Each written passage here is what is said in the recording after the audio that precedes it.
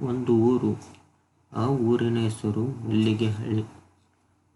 ಆ ಹಳ್ಳಿಯಲ್ಲಿ ಒಂದು ತೋಟವಿತ್ತು. ಆ ತೋಟದಲ್ಲಿ ಒಂದು ಕೋಳಿ ತನ್ನ ಮರಿಗಳ ಜೊತೆಗಳ ವಾಸವಾಗಿತ್ತು. ಅದೇ ತೋಟದಲ್ಲಿ ಗುಬ್ಬಚ್ಚಿ ಮತ್ತು ಪಾರಿವಾಳ ವಾಸವಾಗಿದ್ದವು. ಒಂದು ದಿನ ಕೋಳಿಗೆ ರಾಗಿಯ ಕಾಳುಗಳು ಸಿಕ್ಕವು.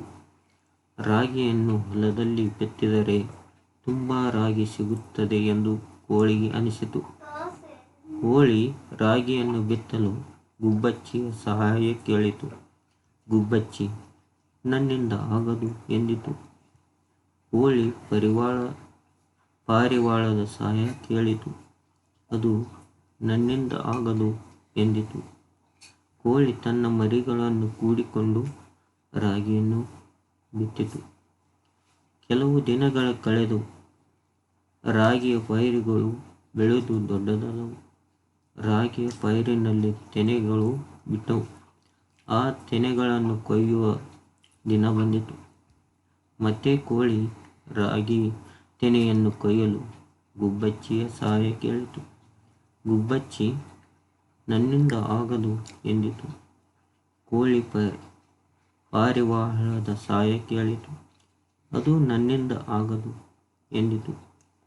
ಕೋಳಿ ತನ್ನ ಮರಿಗಳನ್ನು ಕೂಡಿಕೊಂಡು ರಾಗಿಯ ತೆನೆಗಳನ್ನು ಕೊಯ್ಯಿತು. ಕಾಳವನ್ನು ಸಂಗ್ರಹಿಸಿ ಇಟ್ಟಿತು. ಒಂದು ದಿನ ಗುಬ್ಬಚ್ಚಿ ಮತ್ತು ಪಾರಿವಾಳಗಳಿಗೆ ತುಂಬ ಹಸಿವಾಯಿತು. ಅವು ಕೋಳಿಗೆ ಬಳಿ ಬಂದು, ಅಕ್ಕ, ತಿನ್ನಲು ರಾಗಿ ಕೊಡು ಎಂದು ಕೇಳಿದವು. ಕೋಳಿ, ನೀವು ಬಿತ್ತಲು ಬರಲಿಲ್ಲ, ಕೊಯ್ಯಲು ಬರಲಿಲ್ಲ, ನಿಮಗೆ ಯಾಕೆ ರಾಗಿ ಕೊಡಲಿ ಎಂದು ಕೇಳಿತು. ಗುಬ್ಬಚ್ಚಿ ಮತ್ತು ಪಾರಿವಾಳಗಳಿಗೆ ತಮ್ಮ ತಪ್ಪು ತಿಳಿಯಿತು. ಅವು ನಾಚಿ ತಲೆ ತಗ್ಗಿಸಿ ನಿಂತವು.